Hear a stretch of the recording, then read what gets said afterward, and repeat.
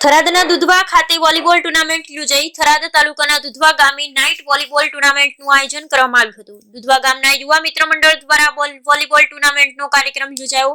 થરાદ તાલુકા ભાજપના સદસ્ય રૂપસીભાઈ પટેલ, કૃષ્ણ હોસ્પિટલના ડોક્ટર કરશનભાઈ પટેલ, સંજીવલી હોસ્પિટલના ડોક્ટર કલ્પેશભાઈ ચૌધરી તેમજ ગામના અનેક આગેવાનો ઉપસ્થિત રહ્યા હતા। આવેલ મહેમાનોના હસ્તે રિબિન કાપી રમતને ખુલ્લી મૂકવામાં આવી। થરાદ તાલુકાની કુલ 10 ટીમોએ ભાગ લીધો। રમતવીરોએ પોતાનું ઉત્કૃષ્ટ કૌશલ્ય બતાવ્યું। આ ટુર્નામેન્ટમાં ખાનપુરની ટીમ વિજેતા બની। ટીમને 2100 રૂપિયા ઇનામ અને ટ્રોફી આપવામાં આવી। Bureau report Ashwin Trivedi, Tharad. मुकामे वडेची युवक मंडल द्वारा आयोजित वडेची वॉलीबॉल टूर्नामेंट सीजन 2 में उपस्थित अपना विस्तारना आगेवान जिला पंचायतना पूर्व सदस्य श्री रूपसीभाई, पूर्व सरपंच एसोसिएशन प्रमुख श्री काळुभाई, भाजपा युवा આગેવાન श्री ईश्वरभाई, मारा साथी मित्रों doctor Jaydeepbhai, doctor Kalpeshbhai, doctor Rambhai,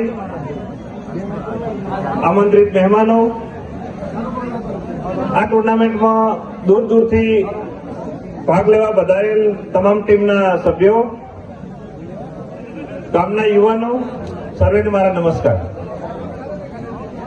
ગયા વર્ષે પણ વડેજી યુવક મંડળ દ્વારા નાઇટ વોલીબોલ ટુર્નામેન્ટનું સરસ આયોજન થયું હતું। નાઇટમાં વોલીબોલની ટુર્નામેન્ટનો હું મારી જિંદગીમાં ગયા વર્ષે પહેલી વાર અહીંયા આવ્યો હતો અને બીજી વાર પણ આજે જ આવ્યો છું। આના સિવાય ક્યારેય વોલીબોલ ટુર્નામેન્ટમાં હું ક્યાંય ગયો નથી। વડેજી યુવક મંડળને હું ખૂબ ખૂબ અભિનંદન આપું છું। એ લોકોએ બહુ સરસ આયોજન કર્યું છે। શિયાળાની ઠંડીમાં ગરમીનો માહોલ થઈ જાય એટલું સરસ આયોજન કર્યું છે।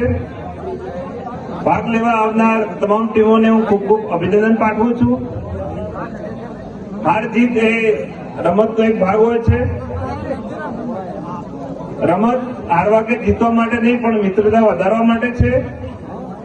તો આપ સૌ ખેલાડીઓને મારી નમ્ર વિનંતી છે કે આપણે મિત્રતાના ભાવથી રમીએ, આપણે ખેલદિલીના ભાવથી રમીએ અને આ ટુર્નામેન્ટને સક્સેસ બનાવીએ, જેથી કરીને આવતા વર્ષે દર વર્ષે આયોજકોને આવું સરસ આયોજન કરવાની પ્રેરણા મળે।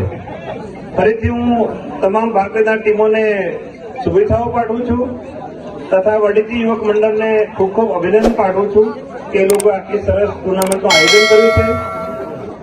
મને આમંત્રિત કર્યો એ બદલ સૌનો દિલથી આભાર। Thank you. જય હિન્દ।